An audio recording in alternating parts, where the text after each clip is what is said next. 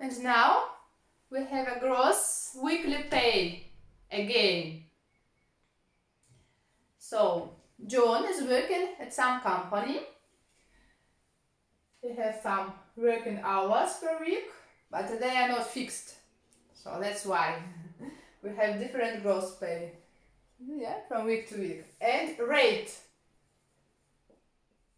in dollars.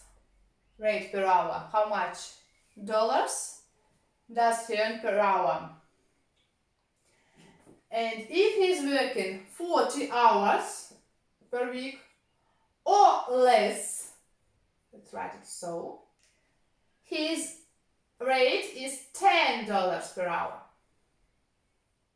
But if he's working more than 40 hours, his rate for any extra hour is double. For any extra hour, he receives a double rate. For extra hour, he receives a double rate. Write a program for that and test different situations. If John was working 20 hours, what is his gross pay for this week? If John was working 45 hours, what is his gross pay in this case? And if he was working many hours, here I give you the output. His output in this case is try again, because he gave us irrelevant input. We need some number, and he told us I was working many hours last week. So write a program for that and check these 3 variants. Test it. Please pause a video now.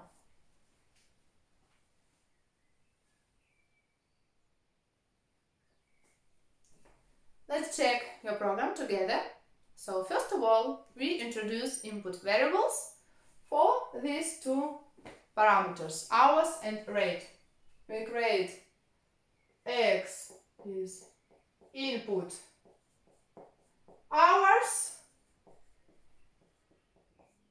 Y is input for rate, and then remember we have irrelevant information. Maybe we can't have it. Something. Or he writes, my name is John. So we need blocks try and accept the blocks. Block try.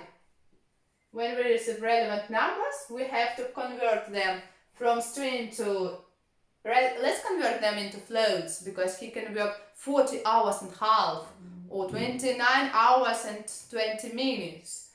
So A is float from X and B is a float from Y. Except, for except we already know the output. This is try again. So we write please, or print, print, try again. And now let's see our conditions. So if hours, we have hours were hours. A, hours is A. A is less or equal to, we write these 2 signs together without any space between them. Less or equal to 40, print, not print. We have to count a gross pay. So gross pay, let's introduce a variable C, or any name. C is A multiplied by B. This is a gross pay. And another condition, if A is greater than 40, this is an opposite condition, so we write just not if. We don't write if here. What we write for opposite condition? Just one word, one keyword. Else. Of course, else. Else. C is. What we write for C? So 40 hours. If he worked 40 hours, he worked more than 40 hours. Huh? So for 40 hours, he's paid with a B rate, B. But for all the hours, extra hours, how we count extra hours? Hours is A variable, so A minus 40. Here we see our extra hours. And these extra hours he's paid with a double rate. So we have here rate, and don't forget this is double rate, so we multiply by 2. And then print C.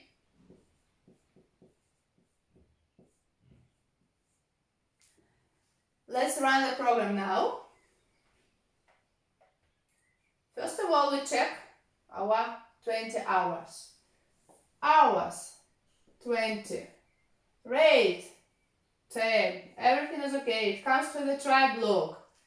So, is A less than 40? Yes. So, Python multiplies A by B and we have the output from $200 is his gross pay, this gross weekly pay in this case. And we write here $200. Here is gross pay. Alright. Hours and gross pay. And with 45, let's check 45 now. 45 and 10. Everything to try block. Then this block, this skip state, this if statement is skipped, and Python comes to else, and our output in this case is $500. So let's write it here. $500. And let's check now many hours. So for many hours, what output do we have? For many hours, Python sees that this is irrelevant information, something crazy, this is not a number. So Python comes to the block except and print try again. So we have the output try again. And also in this case we get a traceback, an error message. Traceback. And we don't need it. It's not nice. We don't need this error message. What should we do in order to eliminate, in order to not to have this message? We need just output, try again. This is enough. We don't need traceback. Remember the last video about the gross pay, gross weekly pay example? What should we do? What did we forget here? We forgot a quit line. And where do we put a quit line? We put it into the except block just after print and at the same level like print. They're at the same level. So if we have here a quit line, then our output is just try again. We don't have any traceback error message here.